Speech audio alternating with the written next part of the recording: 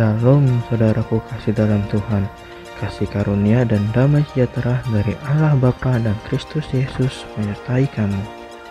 Bacaan Alkitab kita diambil dari 2 Samuel 15 ayat 1 sampai 37. Absalom mengadakan persepakatan gelap.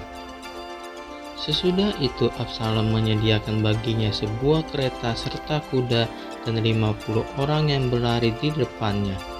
Maka setiap pagi berdirilah Absalom di tepi jalan yang menuju pintu gerbang. Setiap orang yang mempunyai perkara dan yang mau masuk menghadap raja untuk diadili perkaranya, orang itu dipanggil Absalom dan ditanyai, "Dari kota manakah engkau?" Apabila ia menjawab, "Hambamu ini datang dari suku Israel anu," maka berkatalah Absalom kepadanya, "Lihat, perkaramu itu baik dan benar, tetapi dari pihak raja tidak ada seorang pun yang mau mendengarkan engkau." Lagi kata Absalom, "Sekiranya aku diangkat menjadi hakim di negeri ini, maka setiap orang yang mempunyai perkara atau pertikaian hukum boleh datang kepadaku, dan aku akan menyelesaikan perkaranya dengan adil. Apabila seseorang datang mendekat untuk sujud menyembah kepadanya, maka diulurkannyalah tangannya dipegangi orang itu dan diciumnya." Cara yang demikianlah diperbuat Absalom kepada semua orang Israel yang mau masuk menghadap untuk diadili perkaranya oleh raja. Dan demikianlah Absalom mencuri hati orang-orang Israel. Sesudah lewat 4 tahun bertanyalah Absalom kepada raja, "Izinkanlah aku pergi, supaya di Hebron aku bayar nazarku yang telah kuikrarkan kepada Tuhan. Sebab hambamu ini ketika masih tinggal di Gesur di Aram telah bernazar demikian, jika Tuhan sungguh-sungguh memulangkan aku ke Yerusalem, maka aku akan beribadah kepada Tuhan." Lalu berkatalah raja kepadanya, "Pergilah dengan selamat." Maka berkemaslah Absalom dan pergi ke Hebron. Dalam pada itu Absalom telah mengirim utusan-utusan rahasia kepada segenap suku Israel dengan pesan, "Segera sesudah kamu mendengar bunyi sangkala, berserulah, Absalom sudah menjadi raja di Hebron." Berserta Absalom turut pergi 200 orang dari Yerusalem. Orang-orang undangan yang turut pergi tanpa curiga dan tanpa mengetahui apapun tentang perkara itu. Ketika Absalom hendak mempersembahkan korban, disuruhnya datang Ahitofel, orang Gilo itu penasehat Daud dari Gilo kotanya. Demikianlah persepakatan gelap itu menjadi kuat dan makin banyaklah rakyat yang memihak Absalom. Daud melarikan diri dari Yerusalem. Lalu datanglah seseorang mengabarkan kepada Daud, katanya, "Hati orang Israel telah condong kepada Absalom." Kemudian berbicaralah Daud kepada semua pegawainya ada bersama-sama dengan dia di Yerusalem, "Bersiaplah, marilah kita melarikan diri, sebab jangan-jangan kita tidak akan luput daripada Absalom. Pergilah dengan segera, supaya ia jangan dapat lekas menyusul kita dan mendatangkan celaka atas kita dan memukul kota ini dengan mata pedang." Para pegawai raja berkata kepada raja, "Terserah kepada tuanku raja, hamba-hambamu ini siap." Lalu keluarlah raja dan seisi rumahnya mengiringi dia. 10 orang gundik ditinggalkan raja untuk menunggui istana. Maka keluarlah raja dan seluruh orang-orangnya mengiringi dia. Dekat rumah yang terakhir mereka berhenti, sedang semua pegawainya berjalan melewatinya. Juga semua orang Kreti dan semua orang Pleti, juga semua orang Gad, 600 orang banyaknya mengiringi dia sejak dari Gad berjalan melewati raja.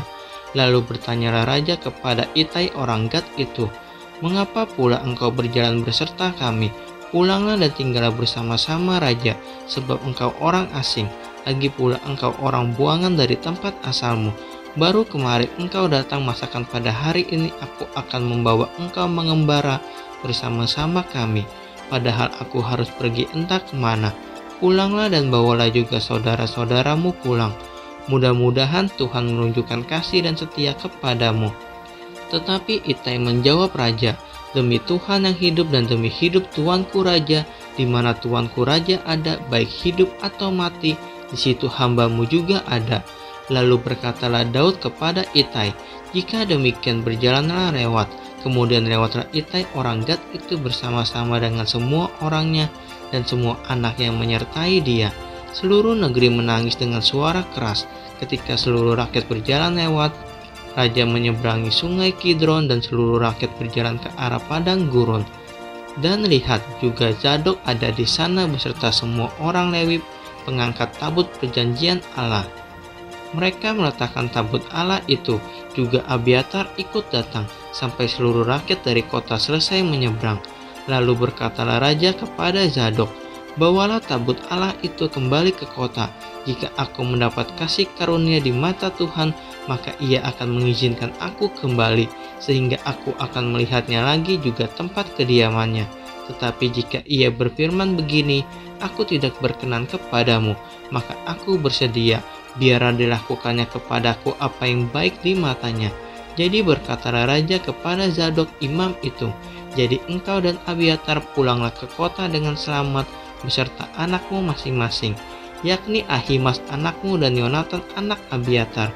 Ketahuilah aku akan menanti di dekat tempat-tempat penyeberangan ke padang gurun, sampai ada kabar dari kamu untuk memberitahu aku." Lalu Zadok dan Abiatar membawa tabut Allah itu kembali ke Yerusalem dan tinggallah mereka di sana. Daud mendaki bukit Zaitun sambil menangis, kepalanya berserubung dan ia berjalan dengan tidak berkasut. Juga seluruh rakyat yang bersama-sama dengan dia, masing-masing berserubung kepalanya, dan mereka mendaki sambil menangis. Ketika kepada Daud dikabarkan demikian, Ahitofel ada di antara orang-orang yang bersepakat dengan Absalom. Maka berkatalah Daud, "Gagalkanlah kiranya nasihat Ahitofel itu ya Tuhan." Ketika Daud sampai ke puncak, ke tempat orang sujud menyembah kepada Allah, maka datanglah Husai orang Arki mendapatkan dia dengan jubah yang terkoyak dan dengan tanah di atas kepala.